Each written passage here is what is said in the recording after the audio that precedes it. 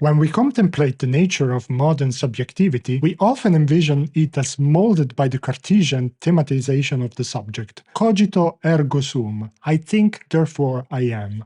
The epitome of rational thought and calculation. This predominant paradigm of the modern era was further refined by Hobbes, who conceived the waning subject as one who engages in thought for the purpose of calculation, and by Locke, who depicted the owner subject as an individual who amasses wealth and possessions. Yet, this is not the sole trajectory of modern subjectivity. Another subjectivity is possible in the modern world. Michel de Montaigne, in his esteemed Essays, proffers an alternative form of modern subjectivity, one that diverges markedly from Cartesian certitude but equally important. Unlike Descartes, who commences with doubt only to transcend it with the declaration of I think, therefore I am, Montaigne's subject lingers perpetually in a state of skepticism, encapsulated in his query, what do I know? Que sais-je? The starting point is also the arrival point. For Montaigne, doubt is not a transient phase to be overcome,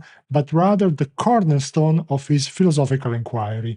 The subject persists in doubt and experiences the world by testing it, not being able to grasp certainty. He posits that truth is like water. The more one tries to grasp it, the more it eludes one's grasp. Dordogne is an adventure video game released for PC and multiple consoles in June 2023. The name takes place from the region of Dordogne in France, which curiously holds a special connection to Michel de Montaigne.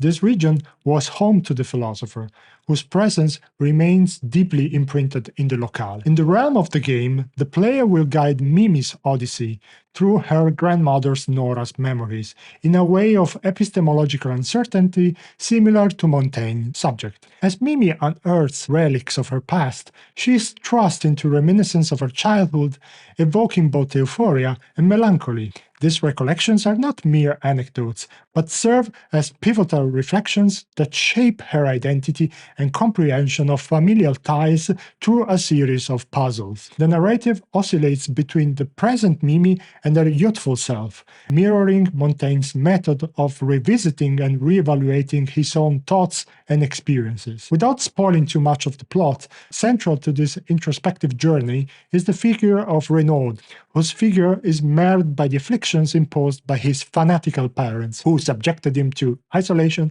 chastisement, and neglect. Renaud's traumatic upbringing finds a sanctuary in Nora's compassionate embrace, a decision that begets discourse within her own familiar sphere. Fabrice, Mimi's father, harbors a deep-seated animosity towards Nora, perceiving her benevolence towards Renaud as a betrayal of her maternal duties. This familial division is emblematic of the human emotions and relational dynamics that Montaigne analyzes in his writings. Montaigne, in his Apology for Raymond Sebond, criticizes the zealotry and intolerance of religious fanaticism. Montaigne puts into discussion the idea that one can kill for the faith, that one can, in name of dogmatic fanaticism, exterminate those who think differently, or those who have different faiths. In a very beautiful passage of the Apology, he writes that men are very often like ears of wheat, that the emptier they are, the more they arrogantly stretch upwards,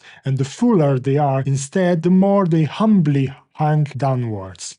Thus, he suggests that true wisdom lies in humility, the acknowledgement of our own ignorance and learning from failure. This tension, rooted in the conflicting demands of duty and empathy, underscores the nature of family bonds in the game. The game explores the human condition through a lens of skepticism and empirical observation, eschewing absolute truths in favor of a continual quest for understanding and leaving the player wanting for more. The game prompts the player to question everything, which is why I think that this game, apart being an impressive artistic mix of Flemish painting and a Studio Ghibli movie, is a great example of philosophical game. Like a philosopher's quest for truth, Mimi's exploration of her past is a testament to the complexity of human relationships. She grapples with the legacy of her grandmother's choices and the resulting familial estrangement, endeavoring to reconcile these with her own experiences and emotions. In this regard, the grandmother Nora Nora embodies a paradoxical figure of virtue and contention. Her decision to nurture renown, despite the ensuing familial rupture, underscores the duality of compassion and the enforcing consequences of altruistic actions. Montaigne's philosophical skepticism is evident in the thematic structure of Dordogne. The game's refusal to provide definitive resolutions aligns with Montaigne's assertion that wisdom lies not in the attainment of absolute truths, but in the persistent interrogation of one's beliefs and experiences.